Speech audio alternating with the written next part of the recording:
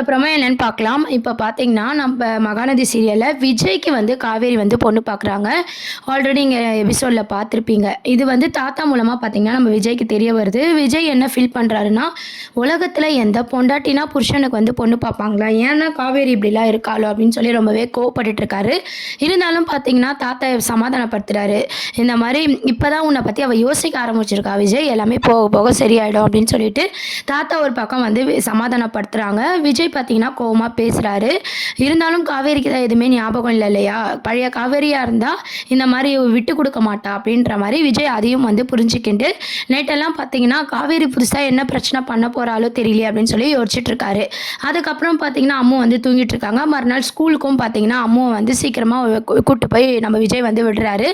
எப்பவும் போல பார்த்தீங்கன்னா காவேரிக்காக வெயிட் பண்றாங்க. காவேரியும் விஜயும் பேசிக்கிறாங்க. அப்ப அம்முவ கிளாஸ் ரூமுக்கு அனுப்பிச்சுட்டு கொஞ்ச நேரம் பேசிட்டு இருக்கும்போது காவேரி என்ன சொல்றாங்கன்னா, தாத்தா எல்லாமே சொல்லியிருப்பாங்களே மேட்ரிமோனில இந்த மாரி பதிவு பண்ணியிருந்தோம். உங்க ப்ரொஃபைல் கண்டிப்பா எல்லாருக்குமே பிடிக்கும். நீங்க வேணா பாருங்க. உங்களுக்கு புடிச்ச மாரி ஒரு பொண்ணு வந்து கண்டிப்பா கிடைப்பா. உங்கள யார் வேணான்னு சொல்லப் போறா? அப்படின்ற மாரி காவேரி வந்து பாசிட்டிவா பேசிட்டு இருக்காங்க. உடனே விஜய் மனசுல என்ன நினைக்கிறாருன்னா, நீ தான் என்ன வேணான்னு சொல்லிட்டியே அப்படின்ற மாரி மனசுக்குள்ள யோசிக்கிறாரு. காவேரி என்னாச்சு அப்படின்னு கேட்கும்போது, இல்ல பார்ப்போம் அப்படின்ற மாரி சமாளிக்கிறாரு. எனக்கு புடிச்சா போதாது, என் பொண்ணுக்கு பிடிக்கணும் அப்படின்ற மாரி விஜய் வந்து சொல்றாங்க. உடனே நம்ம காவேரி, ஓ அம்முக்கு பிடிக்கணுமோ? ஓகே நான் கேட்டுக்கிறேன் அப்படின்ற மாரி சொல்றாங்க. ஸோ விஜய் ப்ரொஃபைல பார்த்துட்டு நெறைய பேர் பார்த்தீங்கன்னா பிடிச்சிருக்குன்னு சொன்னதை வந்து நம்ம காவேரி வந்து தாத்தா கிட்ட கேட்டும் தெரிஞ்சுக்கிறாங்க. அதுக்கப்புறம் ஏன் வந்து விஜய் வந்து எந்த பதிலுமே சொல்லலை அப்படின்னு சொல்லி காவேரி ஒரு பக்கம் யோசிக்கிறாங்க. அதுக்கப்புறம் ஸ்கூல் விட்டதும் பார்த்தீங்கன்னா நம்ம விஜய் வந்து சாரதாமாவை பார்த்து பேசுகிறாங்க. நம்ம நினச்ச மாதிரிலாம் இல்லைத்த காவேரி, அவள் என்கிட்ட ஃபோனில் பேசுகிறா, மெசேஜ் பண்ணுறா அப்படின்ட்டு நம்மலாம் ரொம்ப சந்தோஷப்பட்டோம் இல்லையா கல்யாணத்துக்கு ஒத்துப்பான்னு சொல்லிட்டு. ஆனால் அவள் என்ன வேலை பண்ணியிருக்கான்னா, மேட்ரிமோனியில் எனக்கு பொண்ணு தேடுறா அப்படின்ற மாதிரி சொன்னதும் நம்ம சாரதாமா ரொம்ப கோவப்படுறாங்க. ஓ இவ கல்யாணத்துக்கு ஒத்துப்பான்னு பார்த்தா உங்களுக்கே அவள் பொண்ணு தேடுறாளா அப்படின்னு சொல்லிட்டு சாரதாமா ஒரு பக்கம் கோவப்படுறாங்க. அதுக்கப்புறம் பார்த்தீங்கன்னா அவளுக்கு வருத்தம் இருக்கு பாரு அப்படின்ற மாதிரி சொல்கிறாங்க. உடனே விஜய் வந்து நம்ம கோவப்பட வேண்டாம். இப்பதான் என்னை பற்றி யோசிக்க ஆரம்பிச்சிருக்கா. தாத்தா சொன்னதோ கரெக்டு தான். போக போக காவேரிக்கும் என்னை பிடிக்கும். அவள் தேடுறதை தேடட்டும். நம்ம பொறுமையாக வெயிட் பண்ணுவோம். என்ன நடக்குதோ பார்த்துக்கலான்னு சொல்லி விஜய் வந்து சொல்லிட்டு போகிறாரு. விஜய் தம்பி எவ்வளோ ஃபீல் பண்ணிட்டு இருக்காரு. இந்த காவேரி ஏன் இப்படி பண்ணுறா அப்படின்னு சொல்லி சாரதாமா ரொம்பவே கோவப்படுறாங்க. அதுக்கப்புறம் பார்த்தீங்கன்னா ஸ்கூல்லாம் முடிஞ்சு வந்ததும் நம்ம காவேரி கிட்ட வந்து சாரதாம்மா வந்து பேச்சு கொடுத்து கேட்குறாங்க. அப்போது வந்து இந்த மாதிரி பொண்ணு பார்க்குற விஷயமாவும் காவேரி வந்து சொல்லும்போது சாரதாம்மா இதெல்லாம் எதுக்கு, நீயே அவரை கல்யாணம் பண்ணிக்கலாம்ல அப்படின்ற மாதிரி பேசி பார்க்குறாங்க.